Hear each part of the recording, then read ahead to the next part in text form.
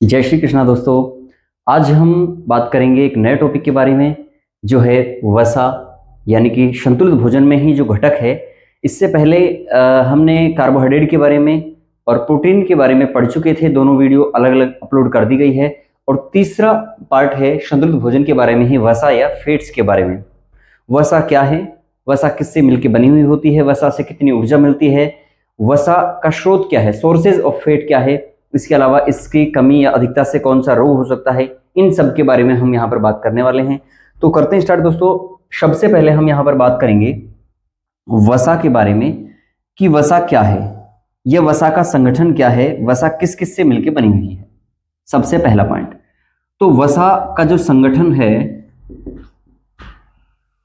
जिस प्रकार से हमने देखा कार्बोहाइड्रेट कार्बन, हाइड्रोजन और ऑक्सीजन से मिलकर बनी हुई है, ठीक उसी प्रकार से वसा भी कार्बन प्लस में हाइड्रोजन और ऑक्सीजन, इन तीनों एलिमेंट, इन तीनों तत्वों से मिलकर जो है वसा बनी हुई होती है। दोस्तों वसा को ही फैट या इसी को लिपिड भी बोल देते हैं। क्या बोल देते हैं? इसी को लिपिड या इसको वसा या फैट इसको बोल देते हैं। अगर हम वसा की बात करें कि वसा एक दिन में कितनी आवश्यकता होती है, एक स्वस्थ और वयस्क व्यक्ति को एक दिन में आवश्यकता, जिस प्रकार से कार्बोहाइड्रेट में हमने देखा कि कार्बोहाइड्रेट कितनी चाहिए, प्रोटीन कितनी चाहिए, ठीक ऐसे ही व्यक्ति को एक दिन में जो वसा की मात्रा है, एक वयस्क और स्वस्थ व्यक्ति के बारे में हम कहें तो एक निश्चित परास उसकी होती है। और वो कितनी होती है? तो एक दिन में लगभग 50 से और 70 ग्राम वसा की आवश्यकता होती है। यानी इसे हम अलग अलग माध्यम से ले सकते हैं, लेकिन इसकी जो मात्रा है वो कितनी होनी चाहिए? 50 से लेकर के 70 ग्राम इसकी मात्रा होनी चाहिए। आगे देखिए, अगर हम ये देखें 1 ग्राम वसा से ऊर्जा कितनी मिलती है, तो कार्बोहाइड्रेट से ऊर्जा मिलती थी 1 ग्राम कार्बोहाइड्रेट से कितनी? 4 किलो कैलोरी, प्रोटीन से 4.3 किलो कैलोरी, और वसा की हम बात करें तो वसा से मिलती है 9.3 किलो कैलोरी। 9.3 किलो कैलोरी ऊर्जा मिलती है। हम ये कहें कि प्रति ग्राम मात्रा के आधार पर, प्रति ग्राम मात्रा के आधार पर सर्वाधिक ऊर्जा मिलती है। सर्वाधिक ऊर्जा किससे मिलती है? वसा से मिलती है। यानी कि अगर आपसे पूछे कि शरीर को सबसे ज्यादा ऊर्जा किससे मिलती है, तो हम बड़ी आसानी से बताएंगे कि शरीर को सबसे ज्यादा ऊर्जा जो भोजन में है, जितने भी घटक हैं, चाहे वो कार्बोहाइड्रेट है, वसा है, प्रोटीन है, इन तीनों में से कार्बोहाइड्रेट से सबसे ज्यादा ऊर्जा, लगभग 78% ऊर्जा हमें कार्बोहाइड्रेट से मिलती है। लेकिन अगर प्रश्न ये आए कि प्रति ग्राम मात्रा के आधार पर, यानी कि क्वांटिटी तो कम हो, वजन तो कम हो, मात्रा तो कम हो भोजन की या उस पदार्थ की, लेकिन ऊर्जा ज्यादा मिले, तो फिर बारी आती किससे? वसा से। क्योंकि हम जानते हैं 1 ग्राम अगर प्रोटीन की बात करें तो प्रोटीन से मिलती है 4.3 किलो कैलोरी। अगर 1 ग्राम कार्बोहाइड्रेट की बात करें इससे मिलती है 4 किलो कैलोरी। और वसा से कितनी मिलती है? तो वसा से उन दोनों से ज्यादा, यानी कि 9.3 किलो कैलोरी मिलती है। अतः हम ये कह सकते हैं कि प्रति ग्राम मात्रा के आधार पर, प्रति ग्राम मात्रा के आधार पर का मतलब ये है कि 1 ग्राम अगर हम वसा लें और 1 ग्राम हम प्रोटीन या कार्बो लें, तो सब तीनों में सबसे ज्यादा ऊर्जा किससे मिलेगी? तो हम बताएंगे किससे? वसा से, फैट से, लिपिड से मिलेगी 9.3 किलो कैलोरी। और यदि ये पूछा जाता है कि आपके शरीर को या मानव शरीर को सबसे ज्यादा ऊर्जा किससे मिलती है, तो दोस्तों फिर हम बात करेंगे किसकी? कार्बोहाइड्रेट की। क्योंकि कार्बोहाइड्रेट का पाचन आसानी से हो जाता है, कार्बोहाइड्रेट की मात्रा हम भोजन में ज्यादा लेते हैं, इसीलिए कार्बोहाइड्रेट से शरीर को 78% के आसपास जो है ऊर्जा हमें मिलती है। पूरे शरीर में अगर हम 100% ऊर्जा लेते हैं तो उसमें से 78% ऊर्जा केवल हमें किससे मिलती है? कार्बोहाइड्रेट से। ठीक है, तो ये पॉइंट क्लियर कर लेंगे हम अच्छी तरह से बिना किसी कंफ्यूजन के। आगे देखिए, वसा में ही हम बात करें तो वसा घुलनशीलता की बात करें तो याद रखिए जल में ये पूर्णतः अघुलनशील है। कैसा है? पूर्णतः अघुलनशील, यानी कि अविलेय है। हमें पता है वसा को जब हम पानी में डालते हैं या पानी में वसा को डालते हैं या हम तेल को डालते हैं, तो ये सभी क्या है? पानी की ऊपरी सतह पर तैरने लगते हैं। क्यों? क्योंकि पानी में कैसे है, अविलेय है, अघुलनशील है। ठीक है, ये याद रखेंगे। लेकिन अगर हम बात करें ये विलयशील किसमें है, विलयशील या घुलनशील किसमें है, तो एक तो जैसे बेंजीन की बात करें, कार्बनिक विलायक जितने भी है, जैसे बेंजीन है, पेट्रोलियम पदार्थ है, पेट्रोलियम पदार्थ आदि कार्बनिक विलायकों में, किसमें, कार्बनिक विलायकों में। कार्बनिक विलायक का मतलब है कि जिसमें कार्बन पाया जाता है, तो कार्बनिक विलायकों में ये क्या है, विलयशील है या घुलनशील है, मतलब उन इनमें ये जो वसा है, फैट, लिपिड है, ये घुल जाती है। जबकि अगर पानी की बात करें तो जल में वसा पूरी तरह से कैसी है, अघुलनशील है।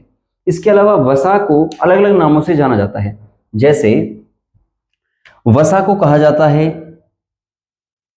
द्वितीयक ऊर्जा प्रदाता। क्या बोलते हैं, द्वितीयक ऊर्जा प्रदाता, यानी कि सेकंड नंबर पर, द्वितीय नंबर पर ऊर्जा देने वाला यदि कोई है तो वो कौन है, वसा है। फर्स्ट नंबर पर शरीर को ऊर्जा देती है कौन, कार्बोहाइड्रेट। जब कार्बोहाइड्रेट की मात्रा कम हो जाती है तो सेकंड नंबर पर ऊर्जा देने की जो बारी है वो किसकी आती है, वसा की आती है। इसके अलावा याद रखेंगे वसा को बोलते हैं प्रोटीन सेवर, प्रोटीन सेवर। अगर ऊर्जा की बात करें तो ऊर्जा के लिहाज से तब तक प्रोटीन को खर्च नहीं होने देती है वसा, जब तक कि वसा बची होती है। और वसा के कंप्लीट होने के बाद में, समाप्त होने के बाद में, प्रोटीन जो है वो ऊर्जा के रूप में काम आने लग जाती है। और प्रोटीन भी अगर शरीर से समाप्त हो जाए तो शरीर भी नष्ट हो जाता है। तो इससे इसलिए बोलते हैं द्वितीयक ऊर्जा प्रदाता या प्रोटीन सेवर बोलते हैं। क्या बोलते हैं इसे, प्रोटीन सेवर, प्रोटीन रक्षक, प्रोटीन की रक्षा करने वाला, द्वितीय नंबर पर ऊर्जा प्रदान करने वाला। इसके अलावा वसा में एक बात और हम याद रखें कि हमारे भोजन में जो वसा हमें मिलती है, यानी कि हम स्रोत की बात करें, सोर्स ऑफ फैट, तो यहां पर हम लिख दें स्रोत। क्या क्या स्रोत हो सकते हैं इसके, तो हमें वसा कहां से मिलती है, जैसे घी है, जैसे मक्खन है, जैसे वनस्पति तेल है। ठीक है, वनस्पति तेल हो गया, चर्बी वगैरह हो गई। ठीक है, और जिसे दूध से भी हमें फैट मिलती है, वसा मिलती है। तो ये प्रमुख स्रोत है। और बहुत सारी जैसे वनस्पति तेलों में जितने भी, चाहे वो सरसों का तेल है, तिल का तेल है, मूंगफली का तेल है, सोयाबीन का तेल है, ये सभी क्या हैं, ये सभी वसा के स्रोत हैं, सोर्सेज ऑफ फैट हैं, यानी इनसे हमें वसा मिलती है। वसा के बारे में एक दो पॉइंट और यहां पर याद रखिए आप। जो वसा है, यहां लिखें इसको दोस्तों, आप यहां पर इंपोर्टेंट पॉइंट है, याद रखिए। अगर शरीर से, हमारे शरीर से यदि आमाशय को निकाल दिया जाए, पित्ताशय को, सॉरी, अगर हमारे शरीर को पित्ताशय को निकाल दिया जाए, पित्ताशय को, तो उस कंडीशन में क्या हो जाता है, वसा का पाचन नहीं होता। अगर शरीर से किसको निकाल दिया जाए, पित्ताशय को यदि शरीर से निकाल दिया जाए तो उस स्थिति में शरीर में वसा का पाचन नहीं होता। ठीक है, इसके अलावा वसा का पाचन कौन करता है, तो वसा का जो पाचन है वो मुख्य रूप से करता है कौन सा, लाइपेज एंजाइम। कौन करता है, लाइपेज एंजाइम के द्वारा वसा का पाचन किया जाता है। आपसे सीधा प्रश्न पूछा जा सकता है कि बताइए वसा का पाचन किसके द्वारा होता है, तो आप बताएंगे वसा का पाचन होता है किसके द्वारा, लाइपेज एंजाइम के द्वारा। कैसे होता है, हम भोजन में कार्बोहाइड्रेट भी लेते हैं, हम भोजन में प्रोटीन भी लेते हैं, वसा भी लेते हैं। वसा यानी जैसे घी हमने खाया, मक्खन हमने लिया, तो ये जो वसा है, घी या मक्खन जो है, इसको लाइपेज एंजाइम चेंज कर देता है वसीय अम्ल में। किसमें, वसीय अम्ल में, प्लस में ग्लिसरॉल। वसीय अम्ल और किस में चेंज कर देता है, वसीय अम्ल और ग्लिसरॉल में चेंज कर देता है कौन, आपका lipase enzyme. Lipase enzyme change कर देता है। तो आप ये कह सकते हैं कि वसा का पाचन करने वाला कौन है, लाइपेज एंजाइम है। और लाइपेज एंजाइम वसा को तोड़ देता है वसीय अम्ल प्लस में ग्लिसरॉल में, जो ब्लड में सीधे अवशोषित कर लिए जाते हैं ब्लड के द्वारा। तो एक तो आपको ये याद रखना है इंपॉर्टेंट इसमें। दूसरा हम ये देखें कि वसा के क्या कोई प्रकार होते हैं क्या? क्या वसा को हम डिवाइड कर सकते हैं? तो बिल्कुल कर सकते हैं।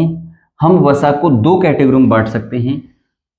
कौन कौन सी दो कैटेगरी हो सकती है वो यहां लिख देते हैं। वसा के प्रकार, वसा के प्रकार।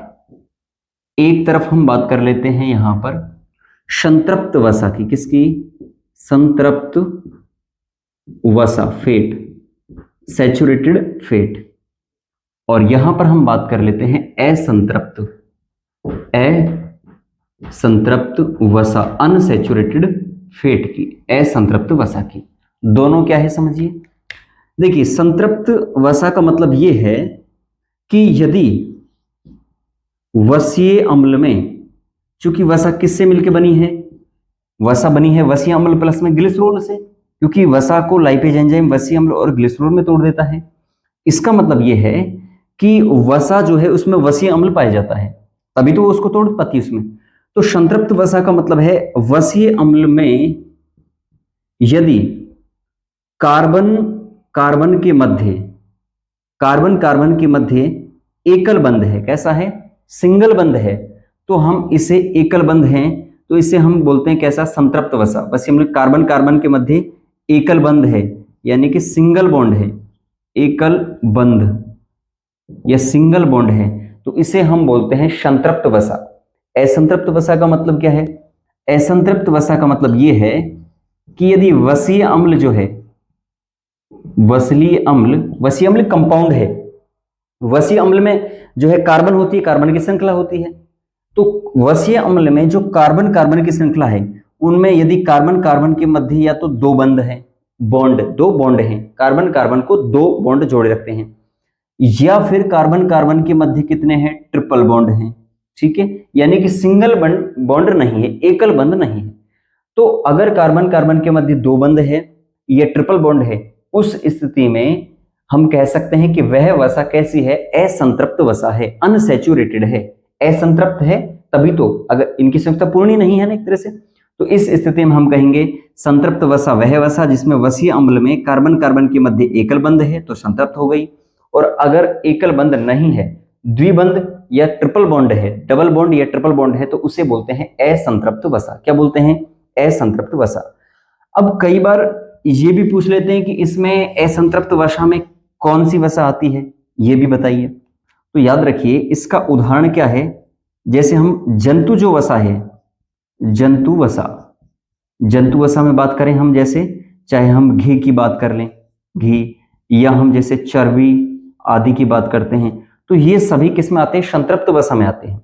जबकि अगर हम असंतृप्त वसा की बात करें तो असंतृप्त वसा में आती है क्या? जैसे वनस्पति तेल वगैरह हो गया, ठीक है, सरसों, या जैसे तिल का तेल, ये हो गए, ये कैसे हैं? ये है असंतृप्त वसा। तो संतृप्त वसा और असंतृप्त वसा। कई बार प्रश्न पूछ लेते हैं कि निम्न में से कौन सी वसा संतृप्त वसा है, ये कौन सी वसा असंतृप्त वसा है। तो संतृप्त वसा का मतलब तो होता है यदि वसीय अम्ल जिनसे वसा मिलकर बनी होती है, यदि वसीय अम्ल में कार्बन कार्बन, अब कार्बन कहां से आया? वसीय अम्ल में कार्बन की श्रृंखलाएं होंगी, तो कार्बन कार्बन के मध्य अगर एकल बॉन्ड है, सिंगल बंध है, तो उसे बोलते हैं संतृप्त वसा। और कार्बन कार्बन के मध्य यदि डबल या ट्रिपल बॉन्ड है तो उसे बोलते हैं असंतृप्त, अनसैचुरेटेड फेट। जंतु वसा के स्रोत हैं घी, चर्बी जैसे जंतु जो है, और वनस्पति तेल, सरसों, तिल का तेल आदि जो है असंतृप्त वसा में आते हैं।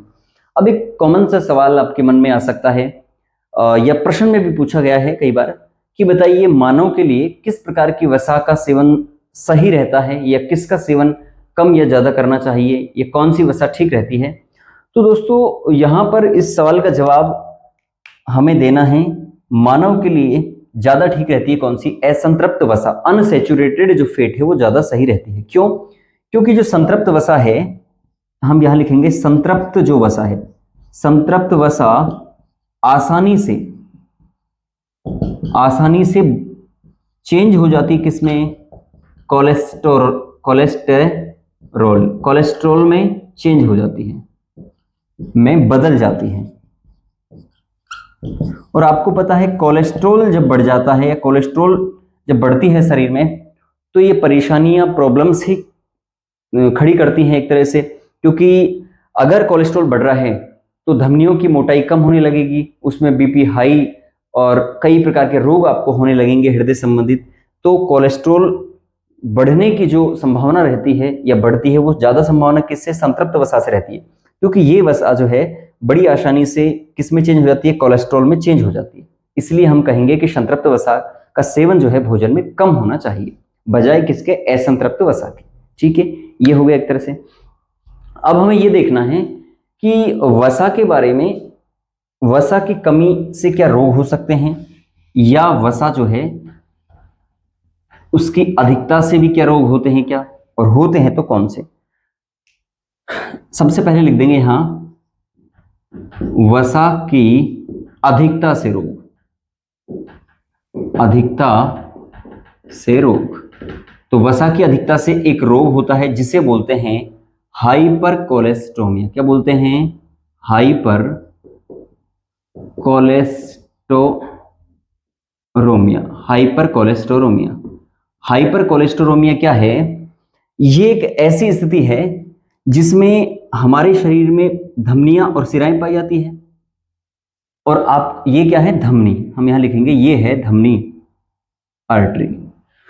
तो जो धमनी है, धमनी का कार्य होता है क्या?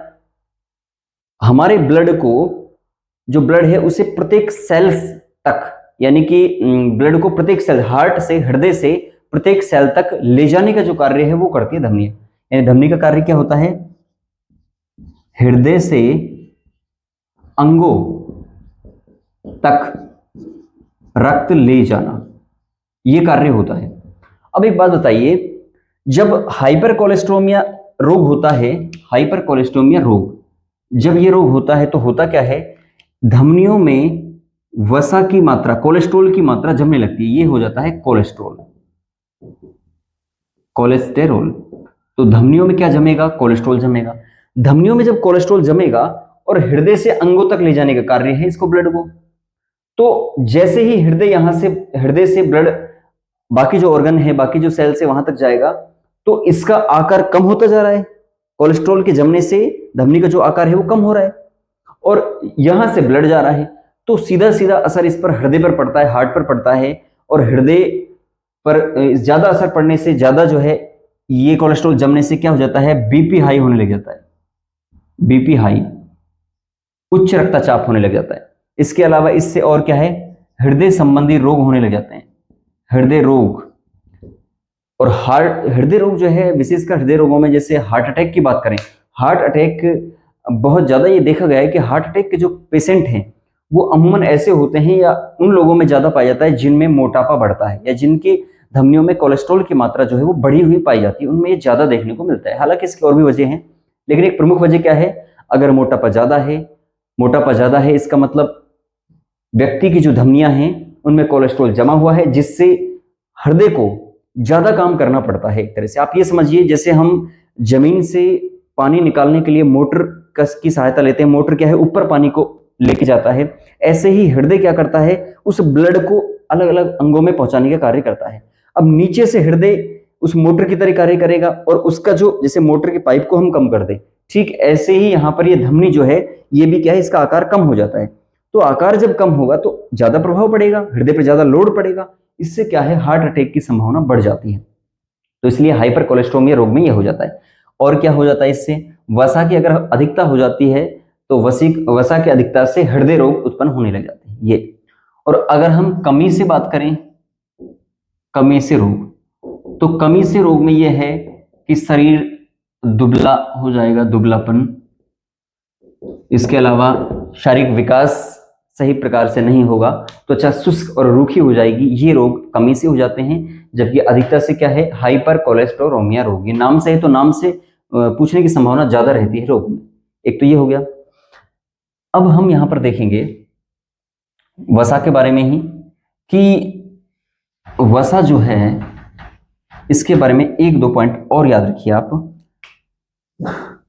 आपसे पूछा जाए कि ये जो अभी वसा हमने पढ़ी संतृप्त और असंतृप्त, वसा कौन सी वसा संतृप्त है कौन सी असंतृप्त है, इसकी जानकारी, यानी हम ये कह सकते हैं वसा की संतृप्तता की जानकारी आयोडीन मान से करते हैं। किससे? आयोडीन एक एलिमेंट है, आयोडीन मान से करते हैं। एक तो ये याद रखिए। इसके अलावा हमें ये याद रखना है कि वसा का जो पाचन है वो मुख्य रूप से कौन सा एंजाइम करता है, या वसा का पाचन कौन करता है, तो हम कहेंगे लाइपेज एंजाइम करता है, जो अभी अपने लिखा है। वह लाइपेज क्या करता है? वसा को वसीय अम्ल में और ग्लिसरॉल में चेंज कर देता है। इसके अलावा लास्ट पॉइंट इसमें वसा के बारे में आपने पढ़ा होगा, एक प्रक्रिया होती है जिसे बोलते हैं हाइड्रोजनीकरण। क्या बोलते हैं? हाइड्रोजनीकरण। हाइड्रोजनीकरण प्रक्रिया में क्या होता है, इसके अंदर एक तो होता है वनस्पति तेल। क्या होता है? वनस्पति तेल। वनस्पति तेल की क्रिया हाइड्रोजन से जब हम करवाते हैं तो उस कंडीशन में प्राप्त होता है वनस्पति घी, जिसे हम बोलते हैं डालडा। ठीक है। और किसकी उपस्थिति में? निकिल, Ni, इसे बोलते हैं निकिल या निकल उत्प्रेरक। अगर हम वनस्पति तेल की क्रिया हाइड्रोजन से करा दें निकिल उत्प्रेरक की उपस्थिति में, तो क्या बन जाता है? वनस्पति घी या डालडा बन जाता है। तो डालडा बनाने के लिए आपको पहले वनस्पति तेल चाहिए। कोई भी वनस्पति तेल, जैसे सरसों का तेल है या सोयाबीन का तेल है, उसकी क्रिया आप जब हाइड्रोजन से कराते हैं निकिल उत्प्रेरक की उपस्थिति में, तो तेजी से क्रिया होती है और वनस्पति घी बन जाता है, डालडा बन जाता है। तो इस तरह से डालडा बनाने की जो प्रक्रिया है। तो ये हो गया वसा के बारे में पूरी बातें, कि वसा क्या है, किससे मिलकर बनी हुई होती है, वसा की कमी अधिकता से क्या रोग होता है, और इसमें किस प्रकार या कितने प्रकार की वसा होती है। लास्ट में हम पढ़ेंगे वसा के कार्य क्या होते हैं शरीर में। अगर आपसे पूछे जाए वसा के काम, तो लिखेंगे वसा के कार्य। वसा का कार्य शरीर में क्या है? तो वसा का पहला कार्य तो है क्या? कार्बोहाइड्रेट जब कम हो जाता है तो ऊर्जा देना, शरीर को ऊर्जा देना। एक काम तो यह है, जब कार्बोहाइड्रेट की मात्रा कम हो जाती है तो उस स्थिति में शरीर को ऊर्जा प्रदान करने का काम जो है वो कौन करता है? वसा करता है। इसके अलावा अंगों की रक्षा, शरीर के अंगों की जो है अंगों की सुरक्षा करता है। इसके अलावा जैसे नेत्र गोलक है और बाकी चीजें हैं, उनका सुरक्षा करता है। एडिपोज ऊतक के रूप में वसा संचित होता है। इस प्रकार से वसा जो है बहुत सारे अंगों की सुरक्षा करने का काम करता है। इसके अलावा ये क्या है? त्वचा के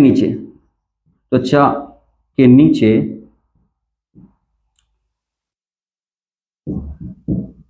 एडिपोज ऊतक में, त्वचा के नीचे एडिपोज ऊतक में ये क्या कार्य करता है? उष्मारोधी का कार्य करता है। उष्मारोधी यानी उष्मा को रोकने का काम करता है, तापमान को नियंत्रण करने का काम करता है।